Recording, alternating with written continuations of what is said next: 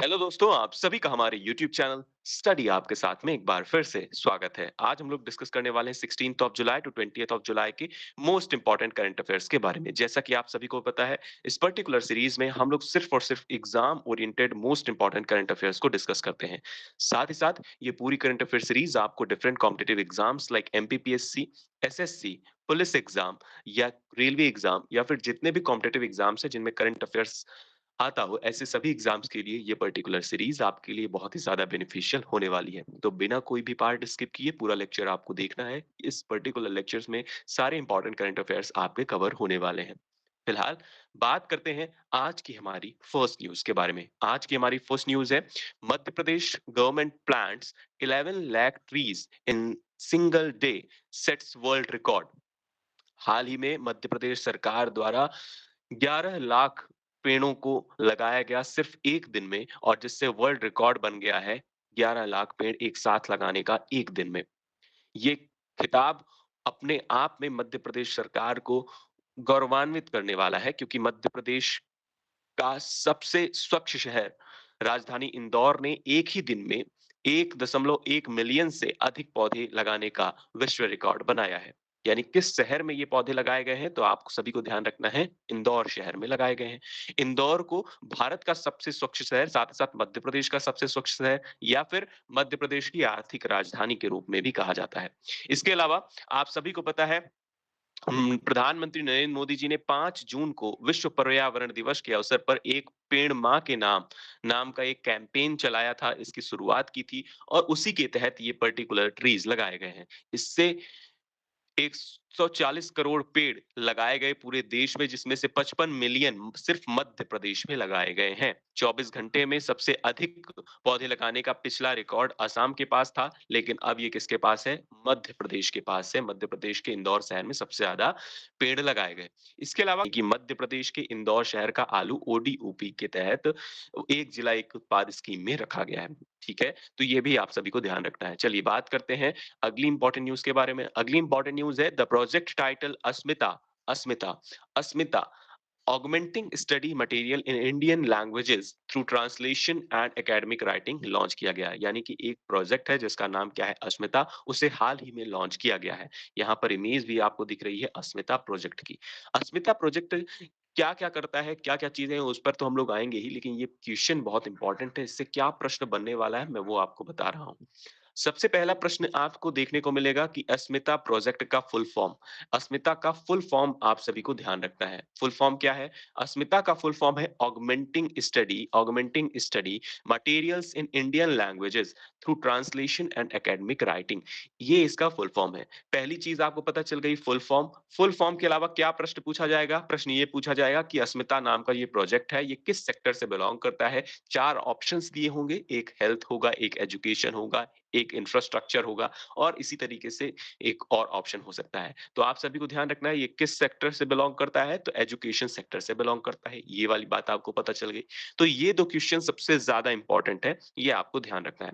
बाकी हम लोग यहाँ पर डिस्कस करेंगे ही अस्मिता प्रोजेक्ट है क्या। तो बात करते हैं अस्मिता प्रोजेक्ट के बारे में। अस्मिता प्रोजेक्ट शिक्षा मंत्रालय और यूजीसी, जिसका फुल फॉर्म आप सभी को पता है, यूनिवर्सिटी ग्रांट कमीशन, ने अगले 5 वर्षों में 22 अनुसूचित भाषाओं में 22,000 पुस्तकें विकसित करने के लिए एक परियोजना शुरू की है। यह शिक्षा में भारतीय भाषाओं को बढ़ावा देने के लिए यूजीसी और मंत्रालय के तहत एक उच्च स्तरीय समिति, भारतीय भाषा समिति का एक संयुक्त प्रयास है। यानी अस्मिता प्रोजेक्ट के माध्यम से क्या किया जाने वाला है, या फिर अस्मिता प्रोजेक्ट का एम यानी उद्देश्य क्या है, तो ध्यान रखना है, शिक्षा में भारतीय भाषाओं को बढ़ावा देना।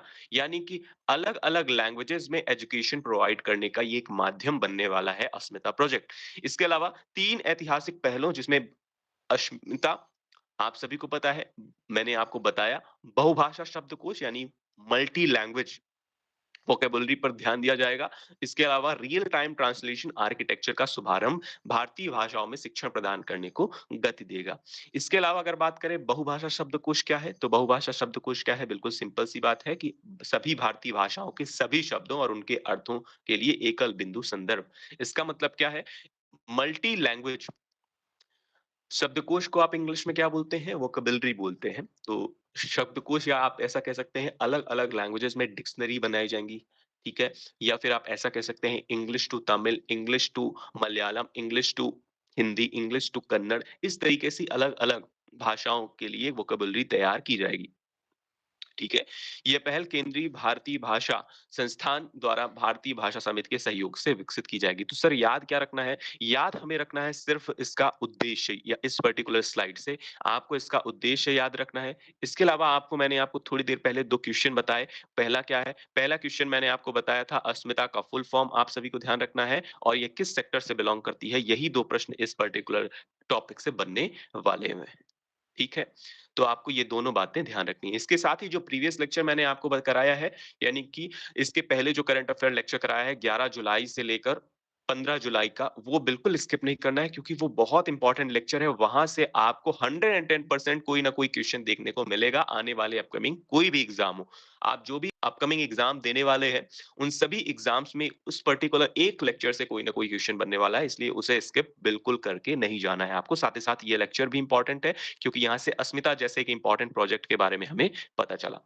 इसके अलावा बात करते हैं अगली इम्पोर्टेंट न्यूज़ के बारे में। अगली इम्पोर्टेंट न्यूज़ है government रिवाइजेस composition of NITI Aayog. NITI Aayog के कंपोजिशन को हाल ही में भारत सरकार द्वारा रिवाइज किया गया है। रिवाइज में क्या-क्या किया गया है? ध्यान रखना है नीति आयोग का जो कंपोजिशन है उसमें आप सभी को पता है सबसे पहले चेयरपर्सन कौन होते हैं? तो कई बार मैंने आपको बताया है चेयरपर्सन होते हैं प्रधानमंत्री यानी कि prime minister. Current prime minister जो भी होंगे वो होंगे नीति आयोग के चेयरपर्सन, ऐसा प्रावधान है। इसके अलावा आप सभी को पता है वाइस चेयरपर्सन कौन होंगे? तो वाइस चेयरपर्सन आप सभी को थोड़े दिन पहले मैंने इस प्रीवियस न्यूज़ में बताया था कौन है? सुमन बेरी साहब करंट में हैं। ये आपको याद रखना है। प्राइम मिनिस्टर तो आप सभी को पता है मोदी जी हैं, ये आपको याद होगा। इसी तरीके से 4 ex officio 4 ex officio members होते हैं और 4 फुल टाइम मेंबर होते हैं 4 फुल टाइम मेंबर होते हैं। इन्हीं 4 मेंबर्स की नियुक्ति हाल ही में की गई है, यानी रिवाइज़ किया गया है इसके कंपोज़िशन को। तो चलिए जानते हैं ये 4 एक्स ऑफिशियो मेंबर कौन-कौन से हैं। प्रधानमंत्री नरेंद्र मोदी जी, आप सभी को पता है इसके चेयरपर्सन हैं और आप सभी को ये भी पता चल गया है कि सुमन बेरी साहब क्या हैं, वाइस चेयरपर्सन हैं नीति आयोग के। इसके अलावा 4 फुल टाइम मेंबर कौन-कौन से हैं, तो आपको इनका नाम बिल्कुल नोट डाउन करके रखना है, बहुत इंपॉर्टेंट है। एक हैं वीके सारस्वत जी, दूसरे हैं रमेश चंद जी, इसके अलावा वीके पॉल, इसके अलावा 4th हैं अरविंद विरमानी जी। तो ये 4 नाम आप सभी को ध्यान रखना है, VK Saraswat, Ramesh Chand, VK Paul और माइक्रो इकोनॉमिस्ट अरविंद विरमानी जी। इसके अलावा 4 एक्स ऑफिशियो मेंबर्स कौन-कौन से हैं? तो यूनियन मिनिस्टर राजनाथ सिंह, जो कि डिफेंस मिनिस्ट्री को सँभालते हैं। इसके अलावा अमित शाह जी होम मिनिस्ट्री को सँभालते हैं। साथ ही साथ आप सभी को पता है कॉर्पोरेशन मिनिस्ट्री को भी हेड कौन करते हैं? अमित शाह जी। इसके अलावा शिवराज सिंह चौहान जो कि मध्य प्रदेश के पूर्व मुख्यमंत्री भी थे, चीफ मिनिस्टर थे, उन्हें एग्रीकल्चर डिपार्टमेंट दिया गया है। तो बहुत इम्पोर्टेंट है ये आपको पता हो कि हमारे प्यारे मामा जो मध्य प्रदेश के मामा जी हैं, शिवराज सिंह चौहान जी को एग्रीकल्चर डिपार्टमेंट दिया गया है और निर्मला सीतारमण फाइनेंस डिपार्टमेंट। ध्यान रखना है, ये लिस्ट इम्पोर्टेंट है, ये चारों नाम, ये टोटल 8 नेम्स हैं, इन सभी को आपको ध्यान रखना है, ठीक है? चलिए बात करते हैं नीति आयोग के बारे में। नीति आयोग की जब हम लोग बात करते हैं तो आप सभी को पता है इसका कॉन्स्टिट्यूशन या आप ऐसा कहें रिकॉन्स्टिट्यूशन कब किया गया था? 1 जनवरी 2015 को। बहुत इंपॉर्टेंट है, पूछा जाएगा एज़ इट इज़ इंपॉर्टेंट है। साथ ही साथ नीति आयोग का फुल फॉर्म भी कई बार एग्ज़ाम में पूछा जा चुका है, वन डे एग्ज़ाम्स में।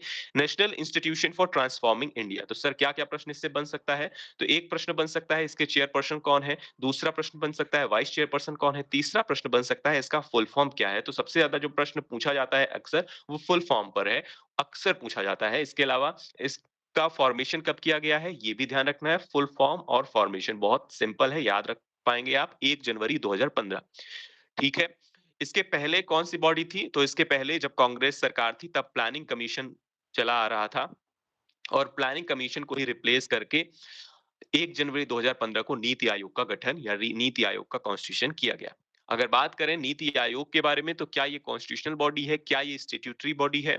तो बिल्कुल नहीं, ना तो ये कॉन्स्टिट्यूशनल बॉडी है, ना तो स्टैट्यूटरी बॉडी है, जबकि ये क्या है? यह एक एग्जीक्यूटिव बॉडी है क्योंकि एग्जीक्यूटिव रिज़ॉल्यूशन पास करके इसे बनाया गया था इस वजह से यह एक एग्जीक्यूटिव बॉडी कहलाती है। तो ध्यान रखना है नीति आयोग कौन-सी बॉडी है? एग्जीक्यूटिव बॉडी है। ठीक है? बहुत इंपॉर्टेंट है, ये सारी बातें आपको ध्यान रखनी है। चलिए, बात करते हैं अगली इंपॉर्टेंट न्यूज़ के बारे में। अगली इंपॉर्टेंट न्यूज़ है Tim Walker's The Prisoners of Bhopal, a novel commemorating the 40th anniversary of 1984 Bhopal gas tragedy. आप सभी को पता है, भोपाल गैस ट्रेजेडी की जब हम लोग बात करते हैं तो आपको एक भयावह इमेज देखने को मिलती है। मन में आती है, सभी लोगों को पता है भोपाल गैस ट्रेजेडी कब हुई थी, तो एज़ इट इज़ ये प्रश्न इंपॉर्टेंट है, 1984 में हुई थी। ठीक है? इसके अलावा आप सभी को ध्यान रखना है, अभी हाल ही में कौन-सी एनिवर्सरी 2024 में कौन-सी एनिवर्सरी इसकी मनाई गई है? तो 40th नंबर की मनाई गई है, ध्यान रखना है, इम्पोर्टेंट है, प्रश्न पूछा जा सकता है। ठीक है? 40th यानी 40वें नंबर की एनिवर्सरी अभी इस मनाई गई। इसके अलावा हाल ही में टिम वॉकर द्वारा इसी 40वीं एनिवर्सरी को याद करते हुए टिम वॉकर के द्वारा द प्रिजनर ऑफ भोपाल नाम का एक नॉवेल लिखा गया है, पब्लिश किया गया है, ये इम्पोर्टेंट है। तो आपसे प्रश्न अब ये भी पूछा जा सकता है, टिम वॉकर कि नोवेल का नाम क्या है? नोवेल का नाम है नोवेल नेम। मैं लिख रहा हूँ नोवेल नेम। ये नोवेल नेम क्या है? The prisoners of Bhopal. हालाँकि सारी चीज़ें यहाँ पे लिखी हुई हैं लेकिन फिर भी लिख रहे हैं क्योंकि वो आपको थोड़ी देर तक याद रहे। Prisoners of Bhopal. ऑलरेडी जब आप इसे अपने नोट्स में कॉपी करेंगे तो आपको ये चीज़ें बिल्कुल अच्छे से याद हो जाने वाली हैं। तो परेशान होने की ज़रूरत नहीं है, सिर्फ़ और सिर्फ़ फ़ॉलो करते रहना है हमें। आपको ऑलरेडी करंट अफ़ेयर्स में किसी भी तरीके की दिक्कत नहीं होने वाली है। फिलहाल बात करते हैं अगली इम्पोर्टेंट न्यूज़ के बारे में। अगली इम्पोर्टेंट न्यूज़ है मनोज सोनी जो कि यूपीएससी के करंट चेयरमैन थे, उन्होंने हाल ही में अपना रेजिग्नेशन दे दिया है यानी त्याग पत्र दे दिया है। ये त्याग पत्र दिया है तो अब नए चेयरमैन का अपॉइंटमेंट भी किया जाएगा। उसके बारे में अभी कोई अपडेट नहीं है, इस वजह से हम उसे डिस्कस नहीं करेंगे। लेकिन फिलहाल अभी आप सभी को ध्यान रखना है यूपीएससी यानी कि फुल फॉर्म आप सभी को ध्यान रखना है union public service commission. Union public service commission के अलावा आप सभी को ये भी पता होना चाहिए यूपीएससी के आर्टिकल्स के बारे में। यूपीएससी के आर्टिकल्स कहाँ से शुरुआत होते हैं तो आर्टिकल नंबर 315 से 323 मैं अच्छी जगह पर लिखता हूँ 315 से 323 तक ये आर्टिकल इस आयोग के बारे में, इस आयोग की कार्यशक्ति के बारे में, इसमें किस तरीके के प्रावधान होंगे, ये सारी चीजें आर्टिकल नंबर संविधान के आर्टिकल नंबर 315 से 323 में दिया गया है। इसके अलावा आप सभी को ये भी पता होना चाहिए कि हाल ही में आईएएस पूजा खेड़कर जो कि बहुत विवाद में रही थी फ्रॉडुलेंट के लिए उन्हीं विवाद के समय ये पर्टिकुलर रेज़िग्नेशन दिया गया है, तो कुछ हो सकता है रिलेटेड न्यूज़ हो, उससे रिलेटेड कुछ हो। अब वो बातें हमारे जानने योग्य नहीं है। हमें सिर्फ़ इतना याद रखना है यूपीएससी के करंट चेयरमैन मनोज सोनी ने हाल ही में रेज़िग्नेशन दे दिया है। अब रेज़िग्नेशन दिया है तो कोई नए चेयरपर्सन अपॉइंट होंगे, सिर्फ़ इतना आपको ध्यान रखना है। इसके अलावा इनका कार्यकाल कितने समय का होता है? 5 साल का होता है, ये भी आप सभी को पता होना चाहिए। 5 साल होने के पहले ही इन्होंने रेज़िग्नेशन दे दिया है। चलिए, फिलहाल बात करते हैं अगली एक और मध्य प्रदेश की इम्पोर्टेंट न्यूज़ के बारे में। मध्य प्रदेश से आज 2 न्यूज़ हैं और ये दोनों बहुत इम्पोर्टेंट हैं। मध्य प्रदेश ने टॉप किया है पीएम स्वनिधि स्कीम यानी पीएम स्वनिधि योजना as a best performing state. बहुत ज़्यादा इम्पोर्टेंट है, प्रश्न डायरेक्ट पूछा जाएगा। पीएम स्वनिधि स्कीम में बेस्ट परफॉर्मिंग स्टेट का अवार्ड किसे दिया गया है? किसी भी स्टेट के आप बिलॉन्ग करते हो, कहीं से भी आप बिलॉन्ग करते हो, मध्य प्रदेश का नाम आप सभी को अब ध्यान रखना है। मध्य प्रदेश बेस्ट परफॉर्मिंग स्टेट है। Street vendor Atmanirbhar Nidhi scheme में, है ना? जैसे जिसको आप नाम देते हैं स्वनिधि। स्वनिधि का फुल फॉर्म बहुत इंपॉर्टेंट है, ध्यान रखना है स्वनिधि का फुल फॉर्म। ये स्वनिधि जो योजना है, स्वनिधि स्कीम है, ये जो पर्टिकुलर योजना है, ये स्ट्रीट वेंडर्स के लिए बनाई गई थी। स्ट्रीट वेंडर्स यानी आप सभी को पता है, जो ऐसे लोग जो स्ट्रीट्स पर ठेला लगाते हैं, जैसे सब्जी वाले, फ्रूट्स वाले, है ना? पानी पूरी वाले, है ना? ऐसे बहुत लोग हैं जो अपना व्यापार इसके माध्यम से करते हैं स्ट्रीट में। इन स्ट्रीट वेंडर्स को स्पेसिफिकली 50,000 रुपए तक के फ्री लोन की सुविधा ये पर्टिकुलर योजना प्रोवाइड करती है। ये बहुत इंपॉर्टेंट है, ध्यान रखना है। ये योजना कब लाई गई? वर्ष 2020 में ये योजना लाई गई, हेल्प करने के लिए स्ट्रीट वेंडर्स की आफ्टर कोविड-19। इंपॉर्टेंट है, ध्यान रखना है। इसका फुल फॉर्म कहाँ पर दिया होगा सर? तो यहाँ पर फुल फॉर्म दिया है प्रधानमंत्री स्ट्रीट वेंडर्स आत्मनिर्भर निधि योजना। यह एक माइक्रो क्रेडिट स्कीम है for urban street vendors started by the government in June 2020 to help the street vendors sellers After COVID-19, after Madhya Pradesh, Assam has ranked second in the best performing state innovation and best practices award category. तो मध्य प्रदेश के बाद किसकी rank है? तो मध्य प्रदेश के बाद असम की rank है। ये दोनों बातें आप ध्यान रखेंगे। पीएम स्वनिधि योजना आप सभी को पता चल गई है। बेस्ट परफॉर्मिंग स्टेट कौन सा रहा है? मध्य प्रदेश रहा है। इसके बारे में आप सभी को ये भी पता चल गया है कि स्वनिधि योजना कब चलाई गई? वर्ष 2020 में स्पेसिफिकली स्ट्रीट वेंडर्स की हेल्प करने के लिए। कितना लोन दिया जाता है? तो ₹50,000 तक का फ्री लोन सुविधा इसमें प्रोवाइड की जाती है। इम्पोर्टेंट है, ध्यान रखना है। ठीक है? यही बातें आपको हिंदी में भी मिल जाएँगी, तो हिंदी मीडियम वाले परेशान होने की ज़रूरत बिल्कुल नहीं है। चलिए, यही और डिटेल में यहाँ पर दिया गया है, इन्हें आप स्किप कर सकते हैं, यहाँ पर अभी आपके काम का नहीं है, जो कि आपको आने वाले अपकमिंग एग्ज़ाम में हेल्प करे। फिलहाल बात करते हैं आज के प्रैक्टिस क्वेश्चन के बारे में। आज का आपका फर्स्ट प्रैक्टिस क्वेश्चन है, अस्मिता का फुल फॉर्म क्या है? अस्मिता योजना, अस्मिता स्कीम का या अस्मिता प्रोजेक्ट का फुल फॉर्म क्या है? इसका फुल फॉर्म आप सभी को बताना है। कहाँ लिखना है? कमेंट सेक्शन में लिखना है। इसके अलावा सेकंड जो इम्पोर्टेंट है इन्फॉर्मेशन जो आप सभी मुझे बताएँगे कमेंट सेक्शन में, सारी चीज़ें कमेंट सेक्शन में बताना है आपको। वो सेकंड है नीति आयोग का फुल फॉर्म। नीति आयोग का फुल फॉर्म नीति आयोग का फुल फॉर्म, साथ ही साथ नीति आयोग का फॉर्मेशन कब किया गया, ये भी आप कहाँ बताएँगे? कमेंट सेक्शन में बताएँगे। जब आप कमेंट सेक्शन में कोई चीज़ लिखते हैं, तो आपके सबकॉन्शियस माइंड में वो बहुत समय तक फीड रहती है। इस वजह से आप इन पर्टिकुलर प्रश्नों का जवाब ज़रूर दिया करें। इन प्रश्नों का जवाब देने से आपको लंबे समय तक चीज़ें याद रहेंगी। अगर फिर भी अभी आपका किसी भी तरह का डाउट है, तो आप इन particular social media handles specifically Instagram, Telegram और फेसबुक पर जुड़कर आप मुझसे अपने सवाल रख सकते हैं। पर्सनली साथ ही साथ इस पूरे सेशन की पीडीएफ आपको इस पर्टिकुलर टेलीग्राम ग्रुप स्टडी आपके साथ में मिल जाएगी। हम लोग फिर से मिलेंगे अपने नेक्स्ट लेक्चर में, तब तक के लिए आप सभी अपना ख्याल रखिए और सबसे इंपॉर्टेंट बात है मुस्कुराते रहिए, साथ ही साथ इस सेशन को अपने आप अलग-अलग साथियों तक शेयर कीजिए। Thank you, tata, bye bye.